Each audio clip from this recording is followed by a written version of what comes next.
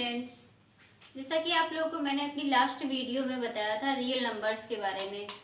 तो स्टूडेंट, मैंने real numbers के कुछ बेसिक पॉइंट्स बताए थे। तो मैं आप लोगों के लिए आज एक न्यू टॉपिक लेके आई हूँ, उसका नाम है यूक्लिड डिवीजन लीमा। तो स्टूडेंट्स, हम लोग आज पढ़ेंगे यूक्लिड डिवीजन लीमा क्या होता है। तो स्टूडेंट्स, यूक्लिड डिवीजन लीमा की डेफिनेशन होती है a equals to B Q plus R, where a and b are positive integer. Students, हमारे a and b positive integers होते हैं और q and r is the unique integers. हमारे q और r जो है यूनिक इंटीजर्स होते हैं। Since a is always greater than b, students हमारा a जो होगा, जिस इंटीजर को हम a मानेंगे, वो इंटीजर हमारा a जो होगा वो ऑलवेज ग्रेटर देन b होगा। तो स्टूडेंट्स, हम आगे आते हैं यूक्लिड डिवीजन एल्गोरिथम। तो स्टूडेंट्स, यूक्लिड डिवीजन एल्गोरिथम क्या होता है? तो to obtain the HCF of two positive integers से a and b with a is greater than b, follow the following steps. तो स्टूडेंट्स, टू पॉजिटिव इंटीजर्स का HCF निकालने के लिए हम इस यूक्लिड डिवीजन एल्गोरिथम का यूज करते हैं। तो स्टूडेंट्स, जैसा कि आप लोगों को मैंने यूक्लिड डिवीजन लीमा में बताया है कि a is greater than b होगा। तो स्टूडेंट्स, हमारा इसमें हम कुछ जो स्टेप्स होती हैं उसको हम फॉलो करते हैं। तो हमारी जो स्टेप फर्स्ट होगी, वो स्टेप फर्स्ट क्या होगी student? Apply Euclid division Lima a and b। हम पहले यूक्लिड डिवीजन लीमा को अप्लाई करेंगे। तो स्टूडेंट, यूक्लिड डिवीजन लीमा को जैसे कि आप लोगों को बता चुकी हूँ मैं, यूक्लिड डिवीजन लीमा ये होती है a equals to B Q plus R. तो आगे लेते हैं, क्या होता है? So we find whole numbers.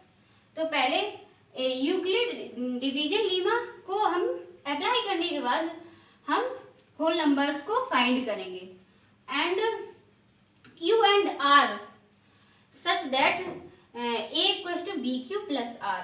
Students, तो हमारी यूक्लिड डिवीजन लीमा, जैसा कि आप लोग जानते हैं यूक्लिड डिवीजन, ये हमारी यूक्लिड डिवीजन लीमा है। तो स्टूडेंट्स, हमारा इसमें हमारी एक कंडीशन होती है यूक्लिड डिवीजन लीमा, जैसे कि आप लोगों को स्टूडेंट्स कुछ बताना भूल गई मैं, ये होता है इसमें एक कंडीशन होती है यूक्लिड डिवीजन लीमा में, 0 इज लेस देन और equal r, r is less than d। तो स्टूडेंट, ये हमारी एक कंडीशन होती है। तो स्टूडेंट, ये कंडीशन हमारी जब तक अप्लाई नहीं होगी तब तक हम ये यूक्लिड डिवीजन जो लीमा है वो इसका यूज नहीं कर सकते हैं। सो स्टूडेंट्स, तो हमारी मतलब आप लोगों को बताऊं ये कंडीशन कैसे, आप लोगों को दूसरे वर्ड्स में बताऊं, जैसे कि r हमारा होना चाहिए, r की वैल्यू होती है वो 0 से बड़ी होनी चाहिए या बराबर होनी चाहिए, बट r की वैल्यू b से छोटी होनी चाहिए। स्टूडेंट्स, तो हम आते हैं हमारे सेकेंड स्टेप पे। स्टूडेंट, तो हमारा सेकेंड स्टेप क्या होगा? If r is equal to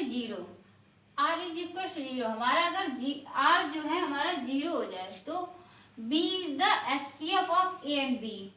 b हमारा एचसीएफ हो जाएगा a एंड b इंटीजर्स का। If r does not equal to 0, अगर हमारा r 0 ना हो तो apply the division lemma to b and r। तो हम डिवीजन लीमा अप्लाई करेंगे।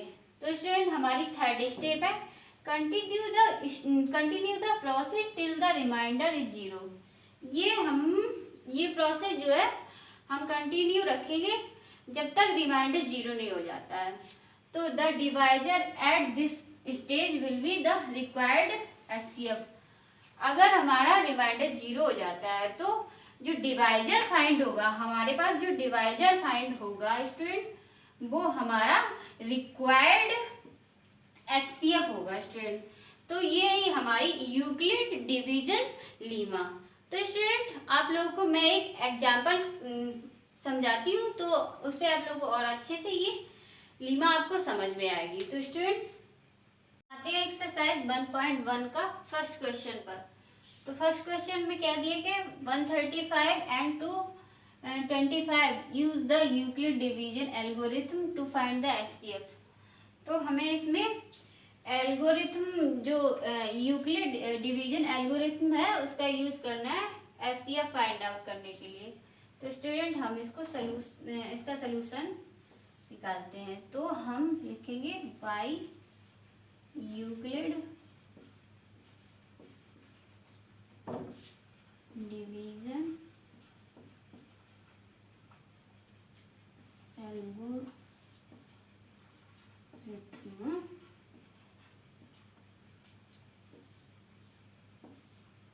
हमारी यूक्लिड डिवीजन एल्गोरिथम क्या है student? A equals to B Q plus are,